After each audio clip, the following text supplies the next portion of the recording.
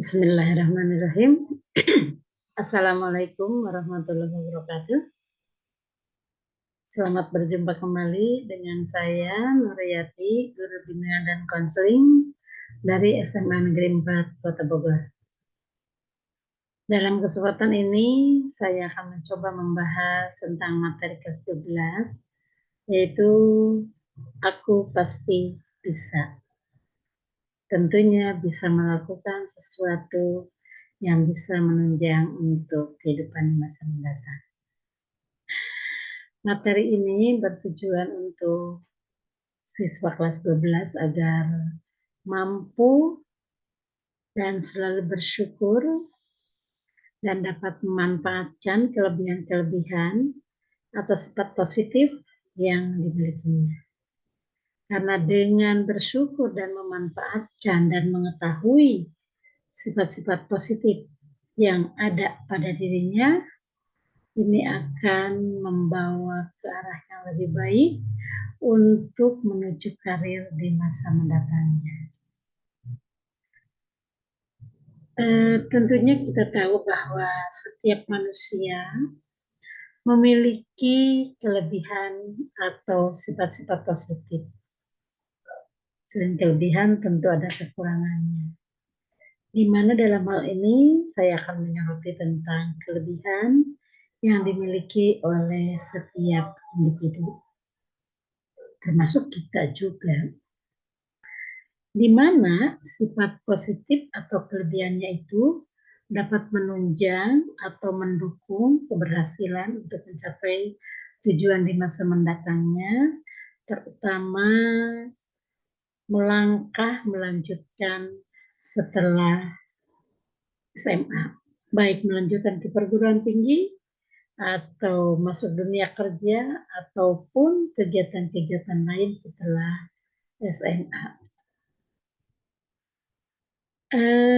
Untuk apa sebetulnya manfaat mengetahui kelebihan atau sifat positif yang ada pada diri kita? Tentunya kita menjadi tahu kemampuan yang ada pada diri kita. Karena dengan kelebihan itu, kita akan dapat melakukan sesuatu sesuai dengan kelebihannya itu. Walaupun di samping kelebihan, tentu ada kelemahan, dan kelemahan kita tutupi dengan kelebihan yang kita miliki. Selain itu pula, dengan mengetahui kelebihan atau sifat positif yang ada pada diri kita menjadi lebih percaya diri dalam melakukan kegiatan sehari-hari. Percaya diri bahwa kita mampu menyelesaikan permasalahan yang dihadapi, mampu menyelesaikan tugas-tugas yang diberikan, mampu melaksanakan atau menyelesaikan setiap apapun yang kita hadapi pada saat hari ini dan mungkin di saat-saat mendatang. Kita semua selain kelebihan tentu ada kekurangannya, tapi kekurangannya jangan kita tonjolkan. Kita harus selalu berpositif thinking, selalu berpikiran baik pada diri kita. Walaupun permasalahan yang kita hadapi kelihatannya sulit, kita harus punya anggapan bahwa aku bisa. Kenapa orang lain bisa, saya tidak? Maka harus punya anggapan, saya bisa. Nah, dengan memiliki kelebihan atau sifat positif, kita harus syukuri, selalu bersyukur bahwa kelebihan yang sedikit kita manfaatkan, kita latih, kita asah, sehingga kelebihan itu menjadi kekuatan dan menjadi power dalam diri kita. Dan kita itu bersyukuri karena semua ini karena Allah yang memberikan. Ya, karena Allah telah memberikan hal ini. Kemudian agar tahu juga bahwa kita memiliki kelebihan, tentukan tujuan kita atau goalnya. Setelah SMA tentu kan kuliah atau kerja. Tidak salah kerja lulus SMA, ya. Banyak yang cukup sukses setelah kerja nanti bisa melanjutkan kuliah. Jadi kita harus punya tujuan, mau apa langkah selanjutnya. Selanjutnya, pilih teman yang support. Harus selalu memilih teman yang baik, bukan berarti kita tidak boleh berteman atau mengenal orang-orang yang mungkin bisa mengganggu atau memperburuk keadaan atau menghambat prestasi kita.